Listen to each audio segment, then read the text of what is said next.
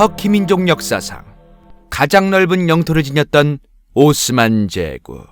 도대체 오스만 제국은 어떻게 저 어마무시한 영토를 갖게 되었던 것일까?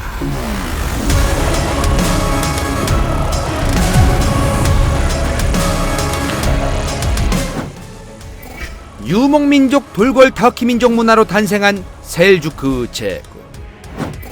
그 셀주크 제국에서 통수치고 나왔던 저 룸술탄국, 이제 중동아랍은 기존의 이슬람 아랍 민족이 아니라 터키 튀르크 돌궐 민족의 시대가 되는 듯 했었습니다. 그런데 터키 돌궐 민족들에게 위기가 찾아왔으니 저 어마무시한 몽골 제국이 갑툭튀로 쳐들어옵니다. 어마무시한 세력 확장을 한 몽골 제국. 이후에 갈라져 나온 일칸국까지 1245년부터 약 50년간 몽골 제국은 터키 민족 국가였던 룸술탄국을 아예 조공국이자 속국으로 만들어버립니다. 즉 당시의 룸술탄국과 터키 돌궐 민족의 미래가 상당히 어두컴컴했었다는 건데, 그 룸술탄국에서 오스만 제국을 탄생시킨 오스만 1세가 태어납니다. 오늘 내일 하던 룸술탄국에서 태어난 오스만 1세. 이 양반 자기 아버지 때부터 룸술탄국 영주이긴 했었지만 애초부터 자기 가문 세력 넓히려고 작업 중이었습니다. 그러니 몽골 제국 일칸국이 룸술탄국 조지는 게 위기긴 했지만 동시에 자기 나라 새로 만드는 기회이기도 했던 건데, 마침 몽골 제국 일칸국 밀고 들어와서 수많은 무슬림들 그리고 수많은 터키 돌궐 민족들이 도망을 왔었습니다. 즉 위대한 터키 민족, 위대한 이슬람 신앙 뽕드립치기에는 너무나 안성맞춤 개오지는 타이밍이었던 거죠. 1299년 처음 신생하였던 오스만 제국 영토. 당연히 처음엔 저렇게 조만하게 시작하셨었는데 당시 약간 문제가 있었습니다.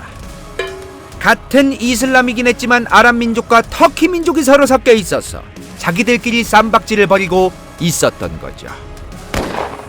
이 모든 것 세이브 시키기 위해 왼쪽에 있던 기독교 국가 비잔틴 제국부터 조집니다.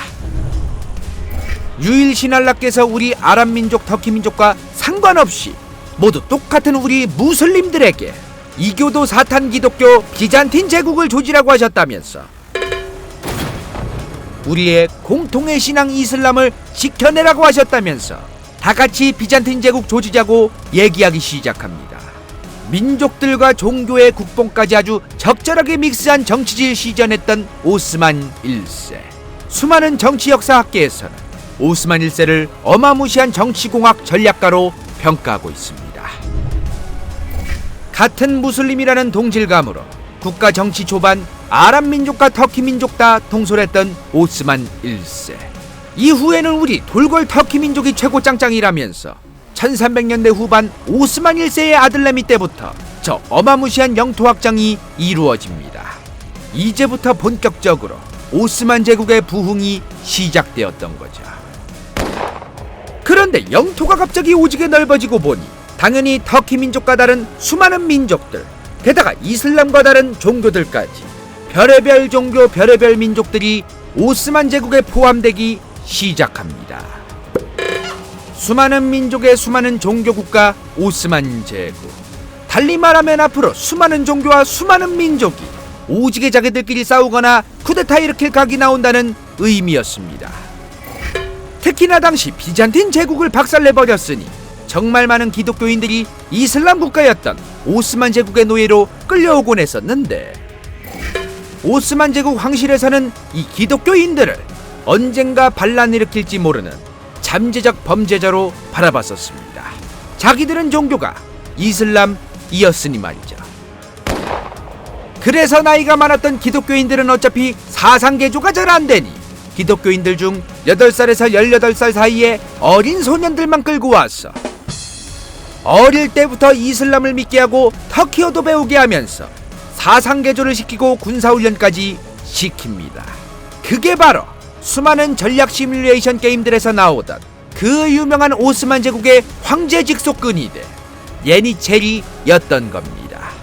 언젠가 반란 일으킬지 모르는 것을 대비해서 미리 교육시키고 인재로 등용하는 것, 오스만 제국 정치질머리 오지게 좋은 부분이었습니다. 게다가 이후에는 다른 민족 다른 종교 믿는 사람들 중 정말 똑똑한 사람들은 오스만 제국의 정부 고위직까지 등용하기 시작하는데, 이러한 이교도 타민족의 인재까지 등용했던 오스만 제국, 이것을 역사가들은 오스만 제국 번영의 힘으로 보고 있습니다. 인재 등용까지 민족 종교 상관없이 했던 오스만 제국, 이후 5대 술탄이었던 메흐메트 1세를 시작으로 오스만 제국 영토가 저렇게나 넓어집니다. 안 그래도 민족 종교 다른 사람들 다 섞여있던 오스만 제국에 더더욱 베리베리 많은 민족 종교 다른 사람들이 유입되기 시작한 겁니다. 아무리 미리 세뇌시키고 교육시켜서 인재 등용한다고 해도 정치질에 한계가 있었습니다. 그래서 오스만 제국 특유의 제도, 밀레트 제도를 채택합니다. 즉 당시 오스만 제국은 터키 민족이 아닌 다른 민족 다른 종교들을 오스만 제국의 계기지만 않으면 싹 다 보장해 주겠다는 것, 그 제도가 바로 밀레트 제도였습니다.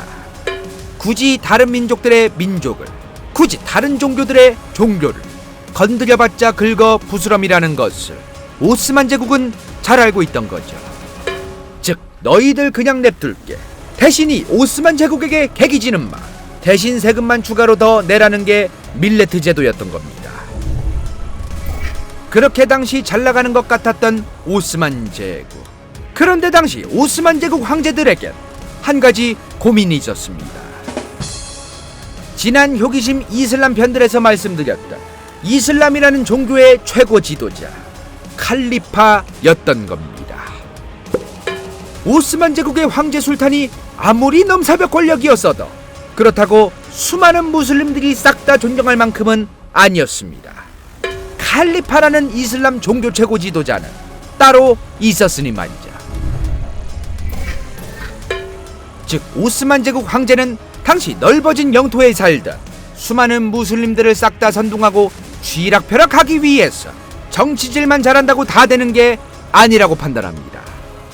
즉 무슬림 국민들을 위한 이슬람 종교 최고 지도자 칼리파 자리가 추가로 필요했던 거죠. 그렇게 오스만 제국 황제는 칼리파 자리를 얻어내기 위해서 기회를 노리고 있었는데, 당시 오스만 제국 경제가 점점 더 좋아지기 시작합니다. 바로 실크로드 톨비, 지난 편에서 말씀드렸던 흉노족이 한나라에게 받아먹었다던 실크로드 톨비, 이제 그 실크로드 톨비를 오스만 제국이 받아먹고 있었던 겁니다.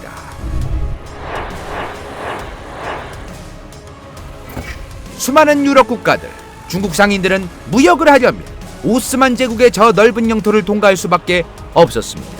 저 실크로드 톨비를 받은 것뿐만 아니라 오스만 제국은 이제 동양서양의 무역의 요충지로서 오스만 제국의 경제는 상당히 높아지기 시작하는데, 수많은 무슬림들은 이렇게 경제가 좋아지는 것을 과거 무함마드께서 말씀하셨던 이슬람 종교가 점차 퍼지면서 만들어져가는 이슬람 지상낙원, 움마가 만들어져 간다고 믿기 시작합니다. 즉 오스만 제국의 황제 덕분에 이슬람 교리에서 말하던 지상낙원이 만들어져 간다고 생각하기 시작했던 거죠. 이후 1514년 오스만 제국 술탄이었던 셀림 1세, 지 스스로 황제이자 이슬람 종교 최고 지도자 칼리파라고 선포하기에 이르릅니다. 이후에는 기존 원래 칼리파에게 공식적으로 칼리파 자리를 넘겨받기까지 합니다. 수많은 무슬림들의 지지를 한 몸으로 받으면서 말이죠. 그렇게 국뽕, 민족뽕, 종교뽕까지 모두 손에 쥐게 된 오스만 제국 황제. 이러한 오스만 제국 정치질에 대해서 수많은 사람들을 선동하기 위한 개수작이라면서 욕을 해야 할까? 아니면 당시 사람들이 당연히 저런 것에 잘 선동이 되었었으니 저러한 것들을 이용하는 것이 당연했다고 바라봐야 할까? 아니면 민족 종교에 너무나 의지하고자 했던 사람들을 탓해야 할까? 지금까지 효기심이었습니다. 그런데 1500년대에 들어서면서 점차 수많은 유럽 국가들이 이제 오스만 제국에 낙타 안 탈 거라면서 배 타고 무역한다면서 오스만 제국을 쌩까기 시작합니다. 수많은 유럽 국가들의 대항해 시대, 식민지 개척 시대가 시작되면서 실크로드 돌비 영향력 오스만 제국이 개털되기 시작합니다. 게다가 1650년경부터는 러시아 짜르짱이 크림반도 카프카스 지역까지 남하하면서 오스만 제국에게 어그로를 끌기 시작했고, 1700년대 후반에는 프랑스 대혁명을 시작으로 수많은 국가들의 왕정이 박살나기 시작하면서 오스만 제국에도 쿠데타가 일어나기 시작합니다. 대항해 시대로 돈줄 끊기기 시작한 오스만 제국. 오스만 제국의 영토까지 위협하던 러시아 짜르, 그리고 오스만 제국 황제 정치 안티 늘어나게 한 프랑스 대혁명까지 오스만 제국의 앞날은 점차 어두워지고 있었습니다. 효청자 여러분, 내일은 우리 아이들에게 더 나은 내일이 될 것입니다. 볼만했다면 좋아요와 구독, 재미없었다면 싫어요를 눌러주십시오.